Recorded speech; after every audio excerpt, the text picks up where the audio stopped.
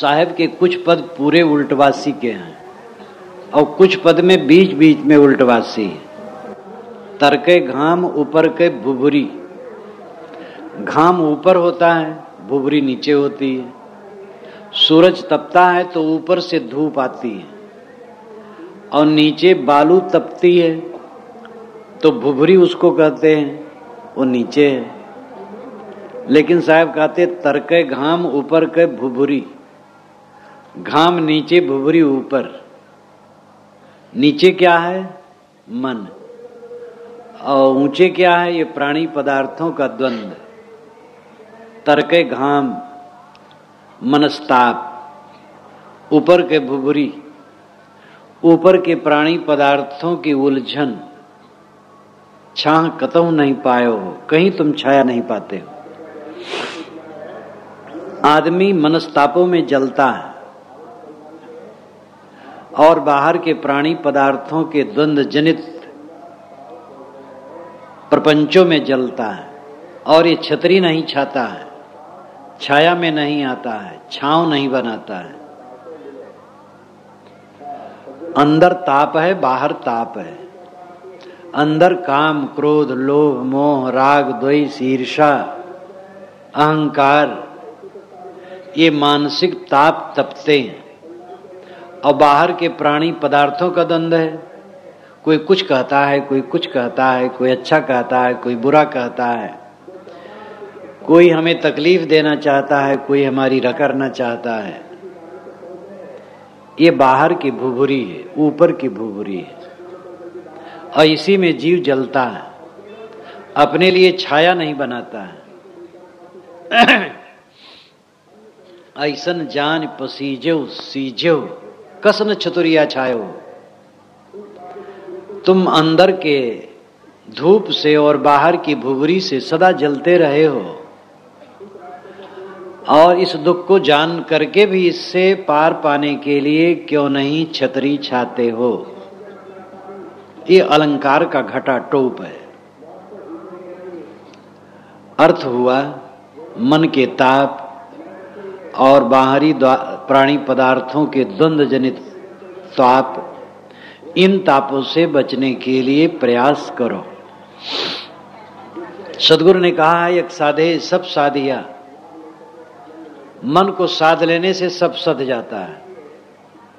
केवल मन को ठीक कर लो, सब ठीक हो जाएगा। अगर मन को वश में कर लें तो अंदर का क्या विकार रह जाएगा। और बाहर के प्राणी पदार्थों के द्वंद्व हमें क्यों सताएंगे। हमारा मन कमजोर है, इसलिए कोई प्रशंसा करता है तो हम फूलते हैं। हमारा मन दुर्बल है, इसलिए जब हमारी कोई निंदा करता है तो हम उद्वेगित होते हैं। अगर हमारा मन विवेक में बलवान हो तो अंदर में विकार रही नहीं जाएंगे। और बाहर कोई हमें तकलीफ देना चाहे वो तकलीफ नहीं दे पाएगा।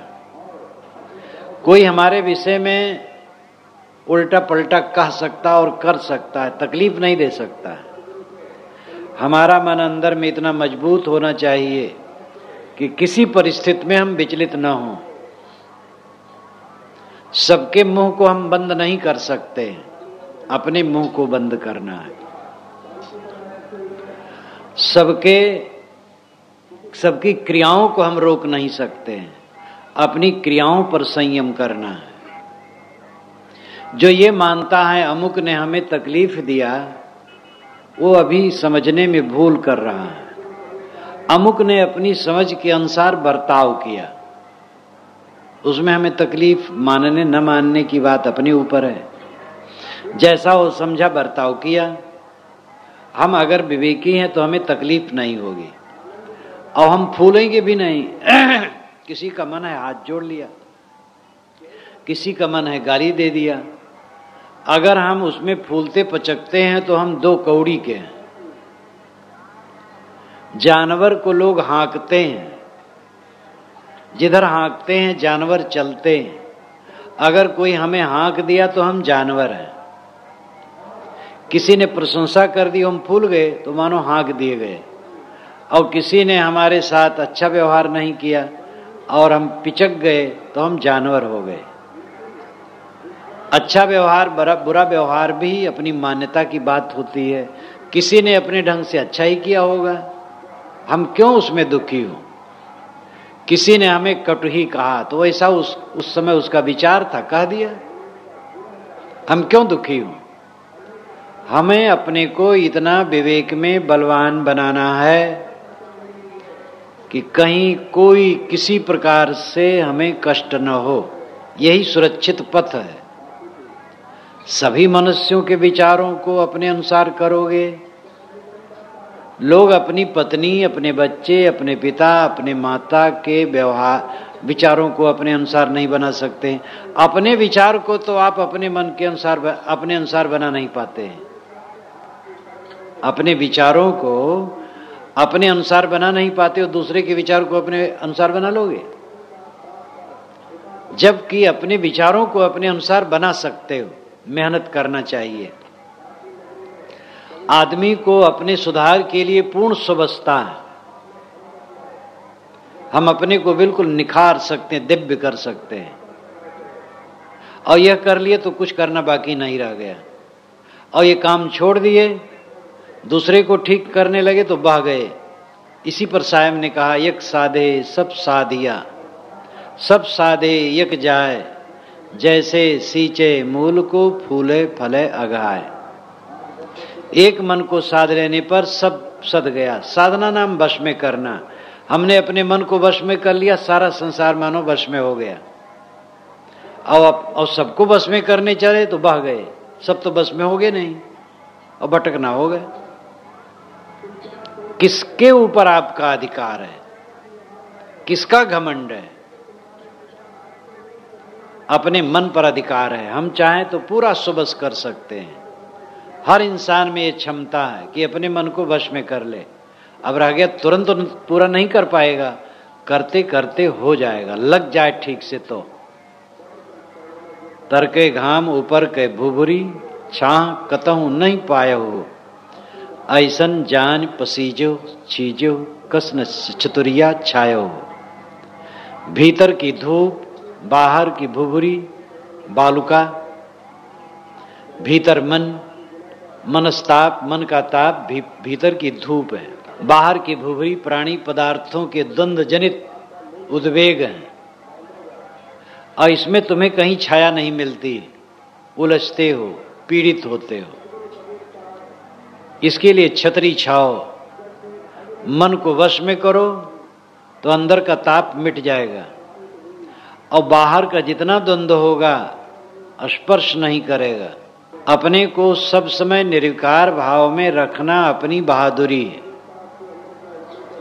जीवन सुख से जीने का यही तरीका और कोई दूसरा रास्ता नहीं है। जो कुछ खेड़ कियो सो कियो, बहुर खेड़ कस होई हो, सास ननद दो देत उलाटन रहो लाजमुख गोई हो।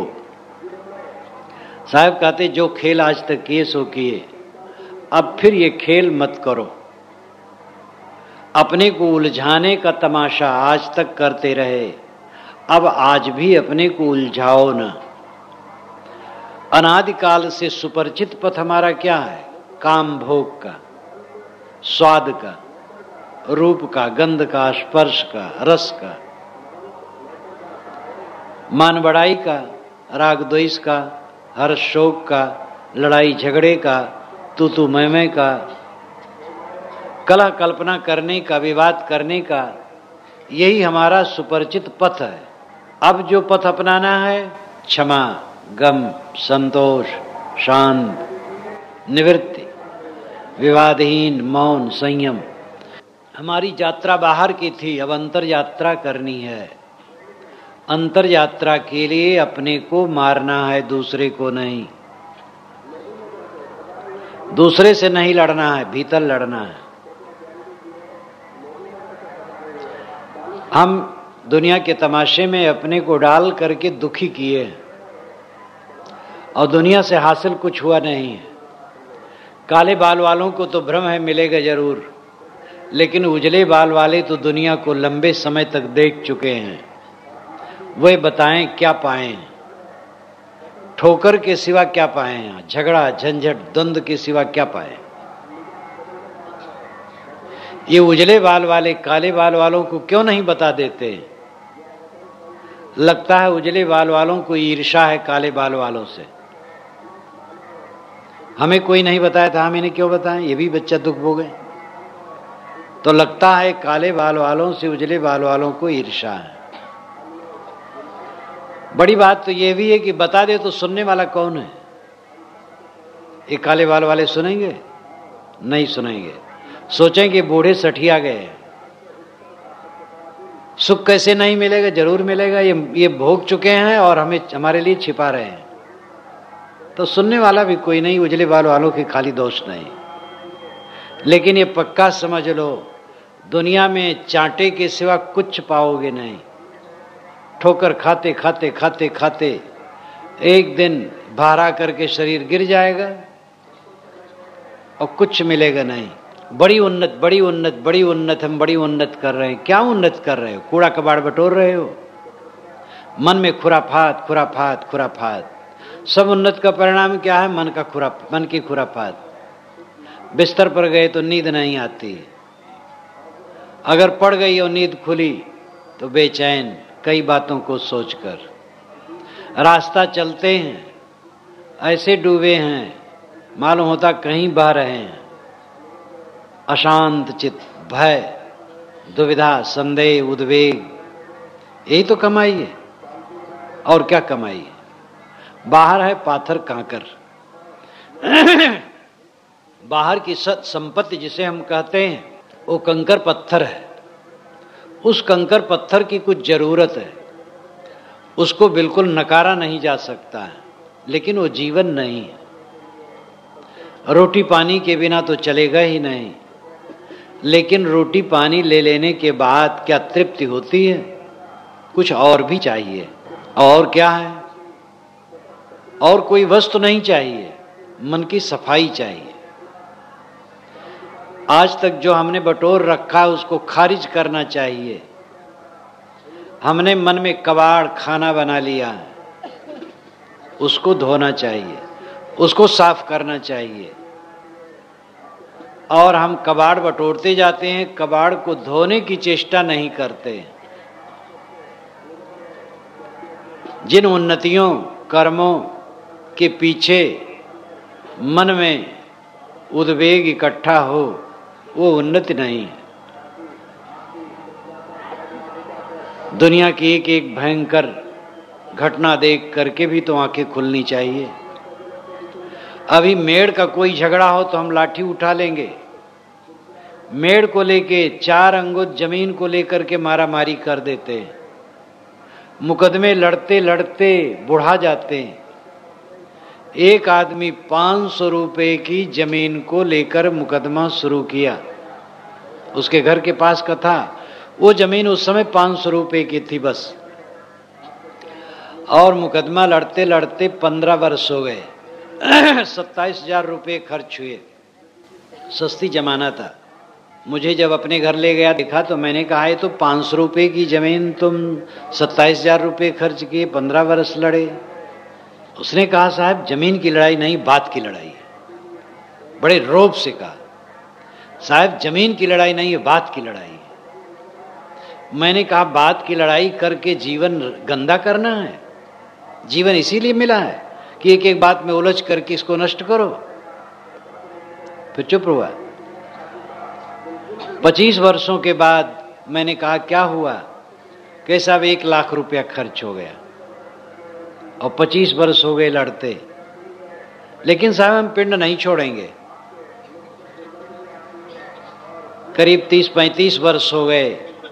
एक सभा जब समाप्त हुई तो व्यक्ति आया था, मेरे पास आया, कहो भैया मुकदमा। कहे साहब जो आप कहते वही ठीक है, सुलह कर लें तभी अच्छा है।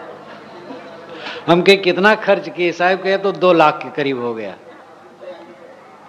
ये जीवन है? ये कोई जीवन है? भूचाल आई गुजरात में, कितने बाजार जमीन में चले गए, पता नहीं लगता है यहाँ बाजार था। एक स्कूल के 450 बच्चे जनगण मन अधिनायक जय हे गा रहे थे और भूचाल में स्कूल और बच्चे सहित सब अंदर चले गए। कितना द्रावक घटना घटी। मेड़ को लेके, थोड़ी जमीन को लेके हम लड़ते लड़ते नरक कर डालते हैं। किनसे लड़ा जाए वहां, किसका चक्का जाम किया जाए। एक एक प्रलयंकारी स्थिति आती है। एक दिन अपना शरीर छूट जाएगा, पूरा प्रलय हमारे लिए हो जाएगा। हानि लाभ, हानि लाभ, हानि लाभ। आदमी हरदम हानि के चक्कर में रहता। हानि हो रही है, सर्वत्र हानि हो रही है। हानि क्या है? हानि तो यह है जो हमारे मन में शांति नहीं है, और लाभ है मन में शांति है।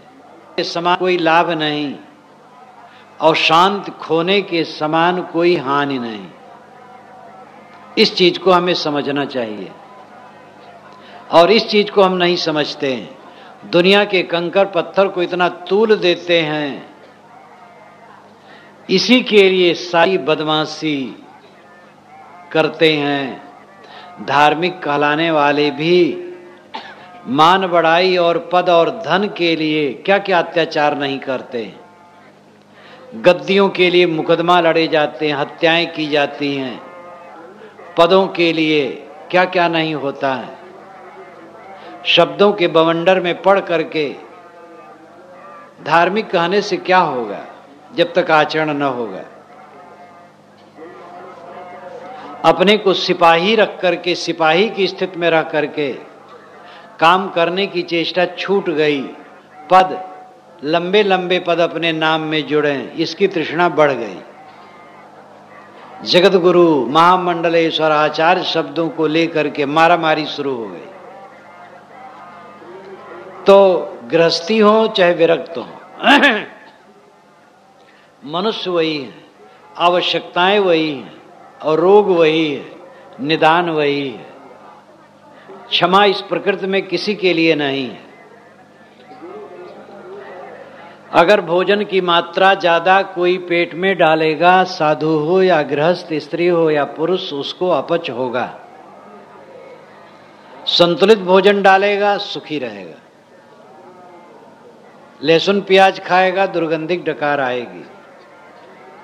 अच्छी वस्तु खाएगा, सुगंधी की डकार आएगी। प्रकृति के तरफ से किसी के लिए न क्षमा है न कोप है।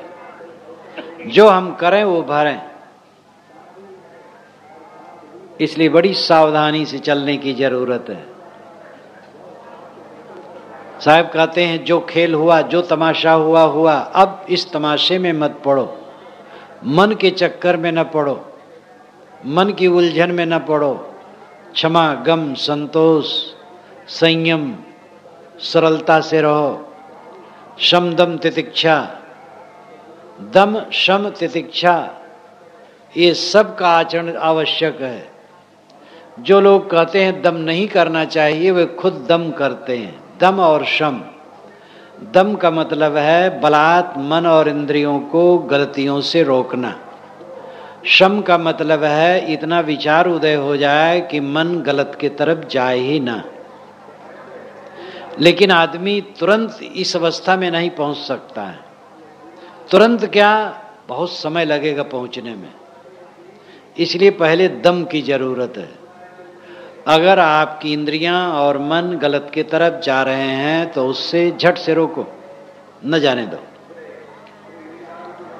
इससे कल्याण है। और ये सभी करते हैं, न करें तो मारे पीटे जाएंगे एक ही दिन में।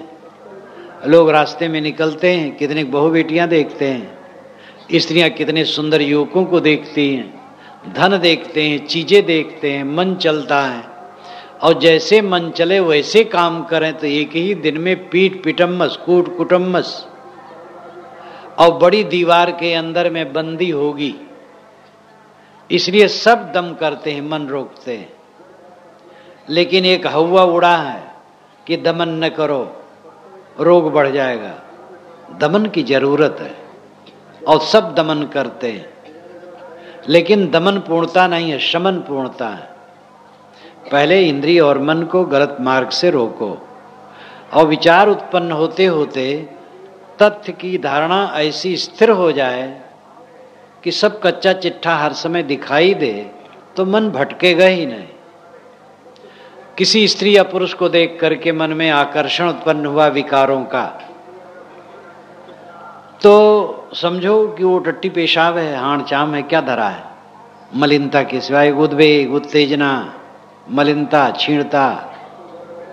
विचार करके इस विचार को दूर करो, ये दमन हुआ।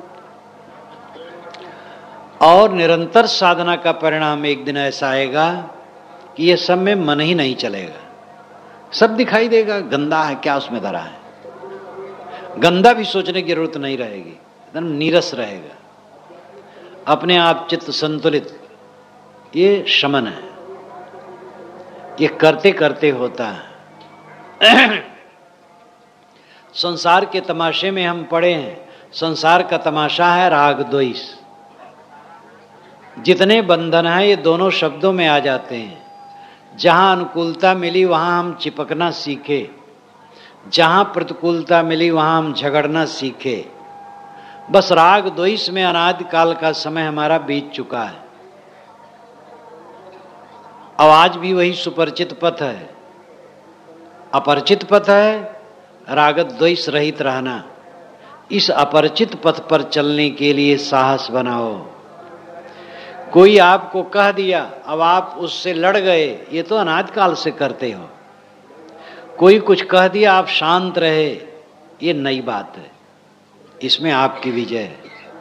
घर में ही जाकर के देखो, घर में गए और पत्नी ने कट कह दिया, अब आप शांत रहे, अगर बोले भी तो मीठा, इसका परिणाम इतना उत्तम होगा कि आपका चित्त तो शीतल होगा ही, आपकी पत्नी भी पश्चाताप करेगी, मन ठंडा होगा, अब आगे सावधान होगी, ऐसा नहीं कहना चाहिए। और उसने कुछ कहा है, आपने डबल क्रोध से कहा, बस आग लग जाएगी और दोनों को दोष देंगे बस, और कुछ फल नहीं होगा। ये बात पति पत्नी के बीच में कही गई, यही सब जगह लगाई जाती है बात। हमारा ही साथी जिसको लोग शिष्य कहते हैं, मैं शिष्य नहीं कह पाता हूं, मित्र हैं ये सब।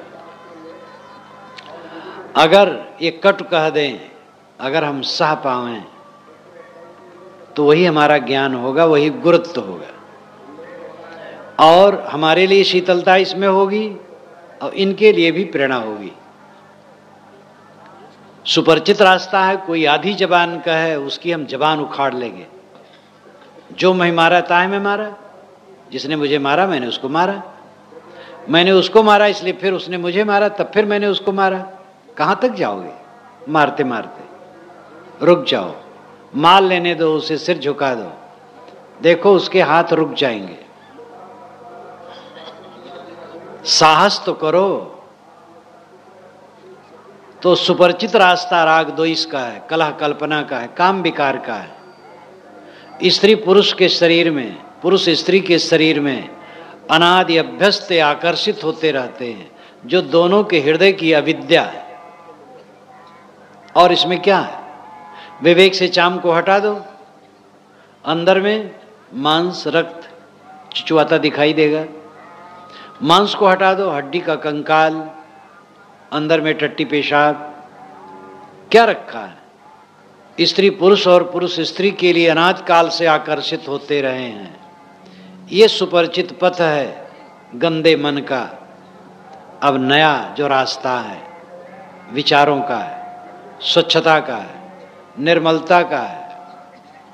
ये देह को उत्तेजित नहीं करना है, बेवकूफ़ी नहीं करना है, स्वस्थ रखना है, मन को स्वस्थ रखना है, विचार से रहना है। स्वाद में आज तक लंपट बने रहे, स्वाद में लंपट नहीं रहना है। केवल तृप्त के लिए भोजन कर लेना, पेट भरने के लिए नहीं। पेट भरोगे नुकसान करोगे। भोजन करने बैठो, भूख मिट जाए, बस भोजन बंद कर दो तो भोजन बढ़िया पचेगा, टट्टी साफ उतरेगी, चित्त में स्फूर्ति रहेगी, खून शुद्ध बनेगा। और भूख मिटने के बाद भी पेट में भरते जा रहे हो तो समझ लो पेट को कबाड़ खाना बना रहे हो। अनादिकाल से स्वाद में हम चिपके रहे, स्वाद का रास्ता, अब उसको जीतना है। लोभ में पड़ करके हम क्या क्या अत्याचार नहीं करते हैं। इष्ट का अनादर करते हैं, बड़ों का अनादर करते हैं, छोटों को ठुकराते हैं, भाई के साथ दुर्व्यवहार करते हैं। लोभ में पड़ करके यही तो सब करते रहे आज तक। अब त्याग का रास्ता अपनाना है, लोभ नहीं करना है, विवेक से रहना है। लोभ न करेंगे तो भी खाने पीने की चीजें मिलेंगी। लोभ का अर्थ होता है नाजायज रूप से बटोरना, नाजायज रूप से न बटोरे तो भी चलेगा। पाप करके जिंदगी जिए तो भी जिंदगी चलेगी, पाप से बच करके जिंदगी जिए तो भी जिंदगी चलेगी, लेकिन परिणाम दोनों में बड़ा अंतर है। सदगुरु की ये साखी, आए हैं सो जाएंगे, राजा रंक फकीर, एक सिंहासन चढ़ चला, एक बधा जंजीर। आए हैं वो सब जाएंगे, चाहे राजा हो, रंक हो, फकीर हो। एक सिंहासन पर बैठ के जाएगा, एक जंजीर में, इसमें बड़ा अंतर है। सिंहासन पर बैठ के जाओ, जंजीर में नहीं, जंजीर में बंध के नहीं। सिंहासन पर बैठ करके जाना है, चित्त निर्मल करके जाना, इसी जीवन में कृतार्थ होके जाना, पूर्ण संतुष्ट तृप्त आनंद कंद। जंजीर में बंध के जाना, वासनाओं में उलझ करके जाना है। तो जो तमाशा आज तक किए वो किए, अब इस तमाशे को बंद करो। सास ननद दो देद उलाटन, रहो लाजमुख कोई हो। सास और ननद ये दोनों बहू को दुख देती हैं। साहब ने सास ननद को बहुत कहा है। बहू आती है तो सास ननद का एक गोल और बहू बेचारी अकेली, क्योंकि सास और ननद वो तो माँ पुत्री हैं। एक रक्त माँ के रक्त की उसकी पुत्री है, माँ उस बहू के लिए सास है, और सास की पुत्री उसकी ननद है। थोड़े दिन में सास बहू का एक गोल और बहू बेचारी अकेली, ये कलह शुरू होता है। लेकिन उस ननद को समझना चाहिए कि 4 दिन के बाद जब अपने ससुराल में जाएगी तो दूसरी ननद उसके ऊपर चढ़ेगी। ननद का अर्थ है ना आनंद, ये व्यंग्यात्मक है। ननद ना आनंद, ननद को भाभी से आनंद नहीं, लेकिन इसका फलभोग कुछ दिन के बाद ससुराल में जाके वो पाएगी, जब उसके ऊपर ननद चढ़ेगी तब। और सास संशय में पड़ी है, ये तो अपने खून की नहीं है बहू, और लड़की अपने खून की है। लेकिन जब तुम बीमार पड़ोगी, लड़की आकर के देख जाएगी, रुकेगी नहीं, अपना घर संभालेगी। बहू तुम्हारी सेवा करने वाली है, और बहू के लिए तुम्हें संशय है। सास का अर्थ संशय नहीं होना चाहिए, लेकिन सास का अर्थ हो गया संशय, और ननद का अर्थ हो गया ना आनंद। तो सास और ननद दोनों बहू को पीड़ा देती हैं, इसलिए साहब ने उसको मुहावरा बना लिया है। सास संशय, ननद अविवेक, ये जीव को उलट पलट करके जलाते हैं। सास ननद दो देव देत उलाटन, रहो लाजमुख गोई हो। आदमी दुर्गुणों में फंसा रहता है, ज्ञान की बात कहते कहते भी दुर्गुणों में फंसा रहता है, और जब ज्ञान विवेक की बात आती है तो उसका वो लज्जित होता है कि इतना जानते और करते नहीं हैं। बिना आचरण में चले जीवन में बदलाव नहीं आता है। गुर भो ढील गोनी भई लचपच, गांठ गांठ में आवश्यक तत्व की कमी हो गई, अनावश्यक तत्वों की वृद्धि हो गई। अब गठिया दर्द, कहीं लकवा, कहीं कान से कम सुनाई देना, आँख से कम दिखाई देना, बुद्धि में दृढ़त्व का अभाव, विस्मृत का रोग, सब तरफ से कमजोरी आने लगती। गुर भो ढील गोनी भई लचपच, कहाँ न माने मोरा हो। सदगुरु कहते हैं इंसान, तूने गुरु की बात नहीं मानी, साधना नहीं किया, स्वस्थ अवस्था में अपने आप को माजा नहीं, निखारा नहीं, और अब ढील ढाल सब हो गया। ताजी तुर्की कबहु न साधेउ चढ़ेउ काठ के घोड़ा हो। काठ के घोड़े पर चढ़ करके तुम मंजिल पार करना चाहते हो, ताजी तुर्की तुमने नहीं साधी। ताजी तुर्की घोड़े तेज, एक तो तेज ताजी तुर्की घोड़े और एक काठ का घोड़ा। लिल्ली घोड़ा नचाने लोग आते हैं, जो अवध क्षेत्र के लोग हैं वो जानते होंगे। वो कागज का बनाए रखते हैं, बांस की फट्टी, लकड़ी की फट्टी से हल्की घोड़ा बनाए रहते हैं और बीच में उसको उसमें घुस जाते हैं, वो कमर में बांध लेते हैं और आदमी खुद दौड़ता है, कोड़ा लेकर के उसको मारता और खुद दौड़ता और ही करता है। लिल्ली घोड़ी उसको कहते हैं। तो लिल्ली घोड़ी क्या नाचेगी, वो तो कागज और फट्टी की रहती है, वो आदमी नाचता है। तैसे लिल्ली घोड़ी, काठ की घोड़ी पर चढ़ करके तुम पार जाना चाहते हो। साहिब व्यंग करते हैं कि तुम कहीं मूर्ति पूज रहे हो, कहीं शून्य में हाथ उठा रहे हो, नाना देवी देवताओं को पुकार रहे हो। ये सब काठ की घोड़ी पर चढ़ना है। ताजी तुर्की साधो विवेक विचार, ये ताजी तुर्की घोड़े तेज घोड़े हैं। विचार विवेक से आपका चित्त शुद्ध होगा, खट कर्मों में जीवन भर पड़े रहने से नहीं।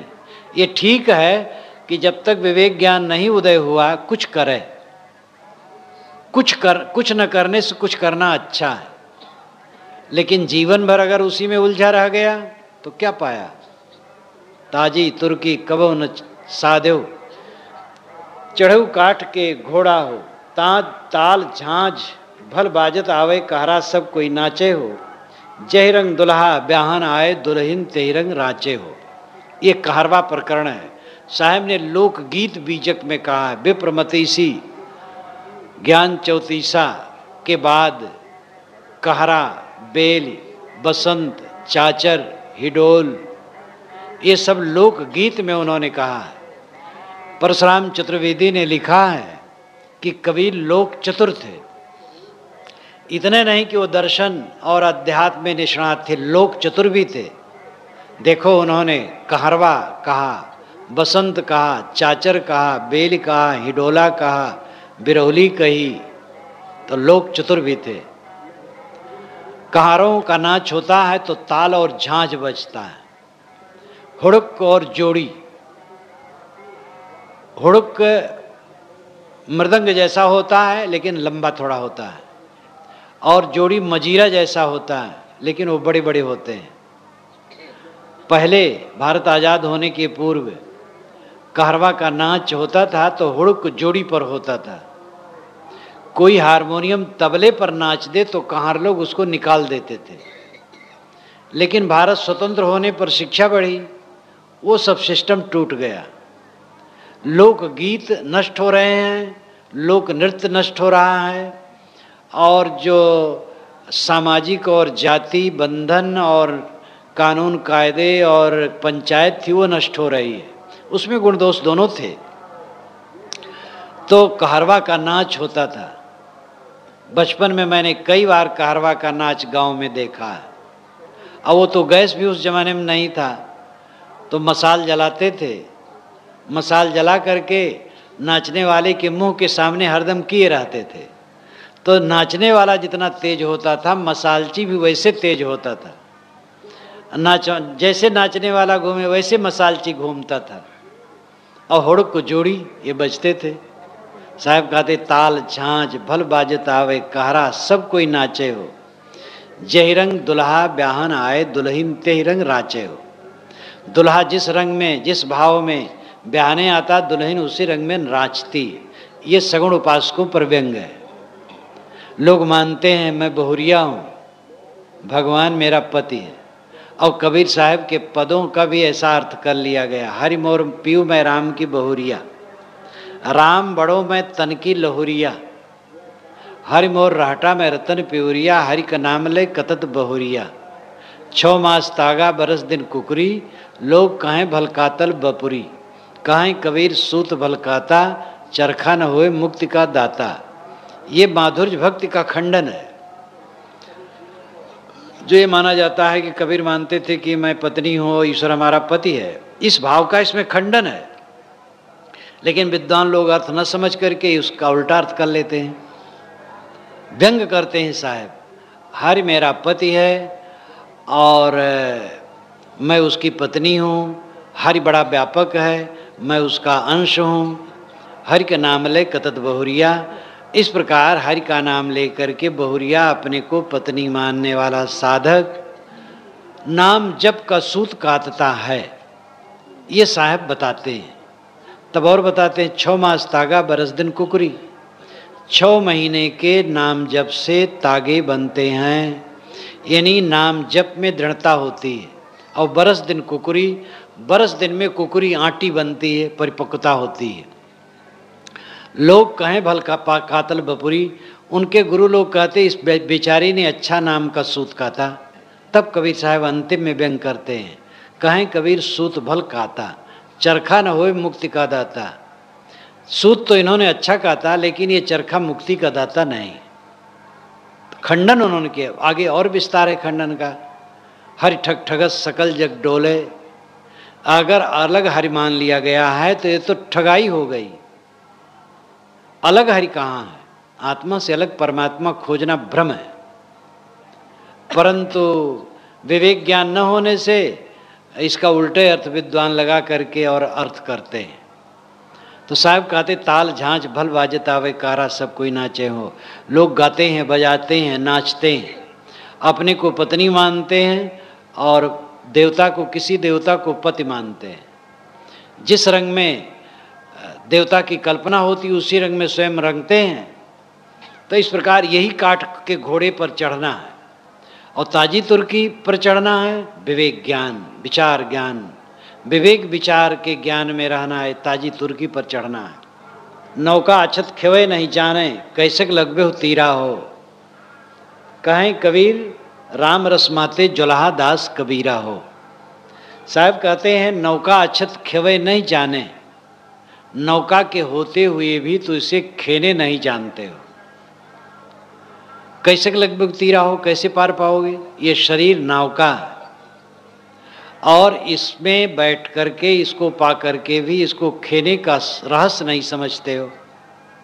इसको खेने का रहस्य है निष्काम हो करके रहना, निर्माण हो के रहना, अहंकार शून्य हो के रहना, निर्लेप हो के रहना। वेद के ऋषि ने कहा कुर्वन्ने वे कर्माण जिजीविशेषितम समाह एवं तोई नान्य थे तो अस्ति ना कर्म लिपते नरे। पूरा जीवन अनासक्त हो करके जीने की इच्छा रखो। आदमी को अगर जीवन बिताने का कोई तरीका है तो यही है कि कर्मों में लिपायमान न हो, न कर्म लिपते नरे। एवं तोई नान्य थे तो अस्ति, इसके अलावा तुम्हारे लिए कोई रास्ता नहीं। ये सब का अर्थ हुआ कि तुम्हें पूरा जीवन कर्म करते रहना है और कर्मों में लिपायमान नहीं होना है, इसके अलावा कोई चारा नहीं है। कर्म न करो कैसे बनेगा? बिना कर्म किए तो जीवन भी नहीं चलेगा। और कर्म में लिपायमान हो तो डूब जाओगे। लिपायमान न हो, यही चारा है। बच्चों को पालो, प्यार दो, मोह न करो। जितना संबंध होता है कर्तव्य अदा कर दो। अंत में सारा संबंध झूठा है। आप हमारे हैं, हम आपके हैं, ये व्यवहार है और क्षण काल के लिए सच है, लेकिन अंततः ये झूठा है। सच यह है कि ना हम आपके हैं ना आप हमारे हैं। ये निर्दय सत्य है, निर्दय सत्य। ना आप हमारे हैं ना हम आपके हैं। हुक से एक हुदकी आई, काली बदरिया मुख पर छाई, सब भूल जाएगा कहाँ मेरे हैं आप और कहाँ मैं आपका हूँ। लेकिन व्यवहार में आप मेरे हैं, हम आपके हैं, आपस में सुंदर बर्ताव करें। तो नौका अछत खेवे नहीं जाने हो। साहब कहते नौका है लेकिन खेने नहीं जानते हो, अनासक्त हो करके जीना नहीं जानते हो। हरुए हरुए तरी गए बूढ़े जिन सिर भार। जिन्होंने अपने मन को हल्का बनाया वे तरे और जिन्होंने अहंकार का बोझा लादा वे डूबे। साहब कहते जब तैरने का तरीका नहीं जानते हो, नौका चलाने का तरीका नहीं जानते हो तो कैसे पार होगे। ये जीवन नौका को चलाने का तरीका है, झुक के चलना, नम्र हो के चलना, अनासक्त हो के चलना, सबसे बचा के चलना, संभाल के चलना। कहीं कबीर राम रस माते जुल्हा दास कबीरा हो, इसमें दो ढंग से अर्थ किया जाता है। कबीर साहब कहते हैं कि जो जुल्हा दास कबीरा हैं, ये दास कबीर भक्त लोग जो नाम का पट बुनते रहते हैं, ये बाहरी राम रस में माते हैं। दूसरे ढंग का अर्थ है, कबीर साहब अपने को प्रस्तुत करते हैं, जुल्हा दास कबीर राम रस में माता है, दुनिया के रस को छोड़ दिया है। कबीर ने बीजक में अपने को कई बार जुल्हा स्वीकारा है। ये उनका विवेक, ज्ञान और वीरता है। श्री कृष्ण को गीता में कई बार यादव कहा गया है। वेद के ऋषि अपने को खुल करके कहते हैं, मैं कपड़ा बुनता हूँ, दवाई कूटता हूँ, भाड़ बूझता हूँ, मेरी लड़की भाड़ बूझती है, मैं मंत्र दृष्टा हूँ, मेरा लड़का वैद्य है। उपनिषद के ऋषि अपने कर्म को बताते हैं। निर्गुणी धारा के संतों ने, नानक साहब ने अपने को जुलाहा कहा। कबीर साहब ने, नानक साहब बनिया थे, उन्होंने स्वीकारा। पलटू साहब अपने को बनिया स्वीकारे। वे उदार थे, ठोस थे, अंदर से पके थे, दे दीप्यमान थे, इसलिए उनको बड़े लंबे चौड़े शब्द की जरूरत नहीं थी। आजकल तो इतने लंबे चौड़े शब्द चल पड़े हैं, लोग अपना नाम लिखते हैं तो आधा आधा फिट में, एक एक फिट में, असली नाम क्या है पता नहीं चलता है। लेकिन हमारे पूर्वज सनक, सनंदन, सनातन, नारद, व्यास, वशिष्ठ, याज्ञवल्क्य, भरद्वाज, गौतम, कणाद, कपिल, जैमिन, बादरायण, व्यास, कबीर, बुद्ध, महावीर, नानक, दादू, दरिया, घीसा, पलटू, छोटा छोटा नाम, क्योंकि अंदर से इतने महान थे, बड़े नाम की जरूरत नहीं। आजकल इतनी तृष्णा बढ़ गई, इतने बड़े बड़े नाम लिखा जाता है अपने नाम में, उनको धीरज नहीं होता है। छोटा नाम रहेगा तुम लोग मुझे क्या समझेंगे, जरा बड़ा नाम लिखो, लिखवाओ, स्वयं लिखो, दूसरे से लिखवाओ। और ये बड़े बड़े नाम के लिए मारा मारी चल रही, मुकदमे चल रहे हैं। महामंडलेश्वर, जगत गुरु, आचार्य, विश्व गुरु, ब्रह्मांड गुरु, ब्रह्मांड गुरु भी हमारे मित्र हैं वो, और वो आए हैं, शायद चले गए हों या हों, उनकी बड़ी कृपा हमारे ऊपर रहती है। ब्रह्मांड गुरु, विश्व गुरु ऋषिकेश में है, जगत गुरु तो गाही हैं, और आज तक जगत गुरु कोई हुआ नहीं। आचार्यों को लेके खूब लड़ाइयाँ हैं। महामंडलेश्वर पद के लिए कूट कुटुम्बस चल रही है। प्रतिवाद भयंकर, शास्त्रार्थ महारथी, तर्क पंचानन, ये सब शब्द अपने नाम में जोड़े जा रहे। ऋषियों ने ऐसा नहीं जोड़ा। तुलसीदास जी ने अपने को कहीं नहीं लिखा मानस मर्मज्ञ, लेकिन चार चौपाई याद करने वाले मानस के मानस मर्मज्ञ। तो ये सब फिजूल की बातें बढ़ गई। कबीर अपने को क्या कहते, कहीं कबीर राम रस माते जुल्हा दास कबीरा हो। ये जुल्हा दास कबीर राम रस में डूबा है, और राम रस मिल जाने पर सब फीका हो जाता है। अपने को उन्होंने सरलता से स्वीकारा, निर्माणता से स्वीकारा। और वैदिक काल में सब जुलाहे काम करते थे, सबके घर में चरखे करघे थे।